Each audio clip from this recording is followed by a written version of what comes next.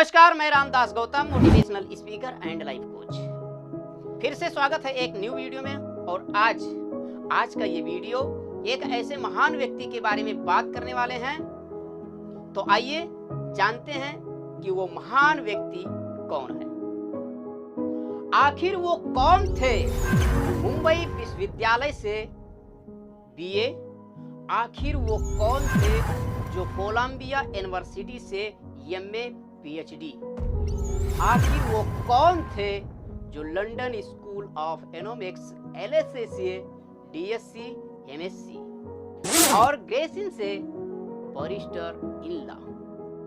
वो कौन है इतना इंटेलिजेंट? वो कौन है इतना रिसोर्सफुल?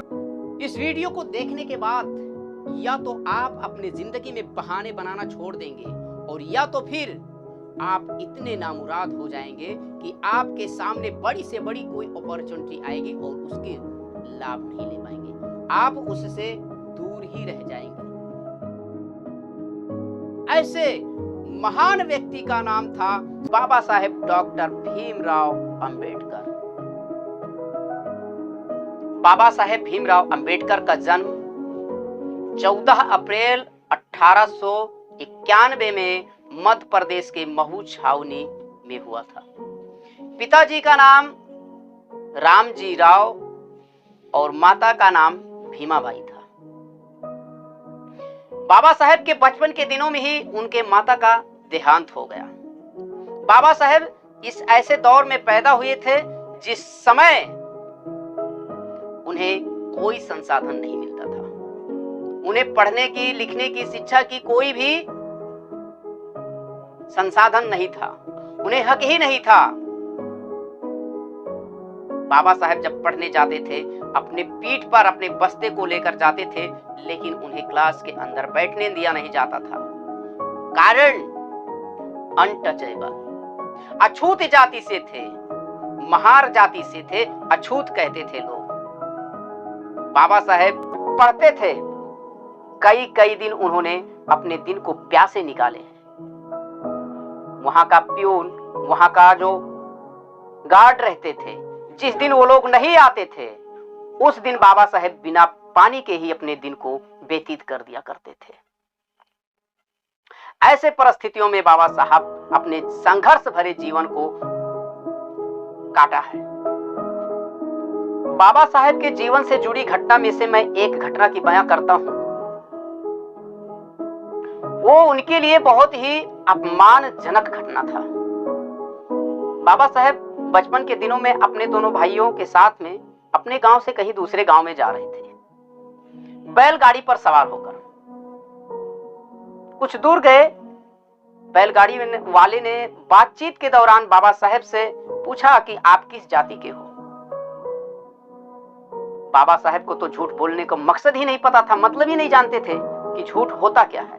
और बाबा साहेब ने तुरंत उन्होंने कहा कि मैं महार जाति से हूं। इतना सुनते ही बैलगाड़ी वाले ने ऐसा लगा कि मानो उसके हाथ कोई बहुत बड़ा अपराध हो गया है, बहुत बड़ा पाप कर दिया है उसने। उन दोनों बच्चों के ऊपर इतनी जोर से उसने चिल्लाया और बोला कि अब भी के अब भी तुम मेरे गाड़ी से नीचे उतर जाओ। दोनों को बीच रास्ते में गाड़ी वाले ने छोड़कर और चला गया। किसी तरह से दोनों भाइयों ने पैदल थके हारे अपने घर पर पहुंचे। जाकर अपने पिताजी से लिपटकर रो रो करके अपनी उस दास्तां को, उस घटना को बताने लगे। उनके पिताजी रामजी राव जब उनके पूरी घटना को देखा, उस बैलगाड़ी वाले के दुर्व्यवहार को सुना, तो उन्हें बहुत ठेस पहुंची, बहुत तकलीफ हुआ, बहुत पीड़ा हुआ। उनके पिताजी ने कहा कि बेटा, जो जैसा करता है वो वैसा पाएगा, जो जैसा करेगा वैसा भरेगा, लेकिन तुम अपने आप से किसी का दिल मत दुखाना। और हाँ, रह गई, आप अगर अपने अपमान का बदला लेना चाहते हैं तो आपको शिक्षा के क्षेत्र में टॉप करना होगा। आपको ऐसी शिक्षाएं हासिल करनी होगी तभी आप अपने अपमान का बदला ले पाएंगे। आज जो हमारे लोगों के साथ में घटनाएं घटती हैं, जो हम लोगों के साथ दुर्व्यवहार किया जाता है, इससे उबरने के लिए सिर्फ एक ही वो कारण है, एक ही वो मकसद है, जो हम शिक्षा के तहत अपने उस मुकाम तक पहुंच सकते हैं। हम उनसे शिक्षा के क्षेत्र में आगे निकलकर उनसे हम बदला ले सकते हैं, अपने अपमान का बदला ले सकते हैं। वो सम्मान हमें तभी मिलेगा जब हम शिक्षा के क्षेत्र में आगे बढ़ेंगे। बाबा साहेब के दिमाग में उनके पिताजी द्वारा कहे गए बात को बहुत ही जल्दी और बहुत ही अच्छे से उनके दिमाग में बैठ गया, और उसी वक्त बाबा साहेब ने अपने मन ही मन में ये संकल्प ले लिए, सम्मान पाना है तो मुझे शिक्षा के क्षेत्र में आगे बढ़ना है, और मैं टॉप से टॉप जो भी शिक्षा होती है, मैं ऐसे सभी शिक्षा को हासिल करूंगा। पर कैसे? अब बाबा साहेब ने मन में विचार तो बना लिए। हम लोग भी ऐसे अपने जिंदगी में कहीं ना कहीं किसी ना किसी चीज को लेकर के विचार बनाते होंगे, लेकिन हमारे विचार ज्यादा समय तक टिकते नहीं है। हमारे विचार जो होते हैं वो स्ट्रॉन्ग नहीं होते हैं, और हम असफल हो जाते हैं, सक्सेस नहीं पाते हैं।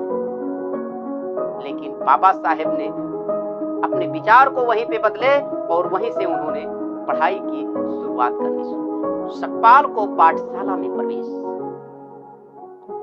उनके पिताजी उन्हें पाठशाला में प्रवेश दिलाने के लिए बहुत सी कोशिशें, बहुत से प्रयास किए, पर उन्हें पाठशाला में प्रवेश नहीं मिला। कारण ये था कि वो महार जाति से थे, वो नीच जाति से थे, अछूत मानते थे उन्हें। कहते थे कि हम में छूत लग जाएगा, हम अपवित्र हो जाएंगे, ऐसी बातें करते थे उस समय। लेकिन लाख कोशिश करने के बाद में अंत में रामजी राव राजकीय वर्गीकुलर में पहुंचे, और वहां के प्रधानाध्यापक से उन्होंने मुलाकात की, और सकपाल को वहां पर उन्होंने प्रवेश दे दिया। वहां पे उन्हें प्रवेश मिली, और वो प्रवेश मिली, और वहीं पर सकपाल नाम हटा करके उनका नाम अंबेडकर रख दिया गया। बहुत अच्छे टीचर थे जिन्होंने अपने नाम के साथ बाबा साहेब के नाम पर जोड़ा, सकपाल हटाकर और अंबेडकर रखा। यह सबसे बड़ा योगदान उनका था। तो नमस्कार, अब मैं विदा लेता हूं, फिर मिलेंगे एक अगले वीडियो में। जब तक के लिए धन्यवाद।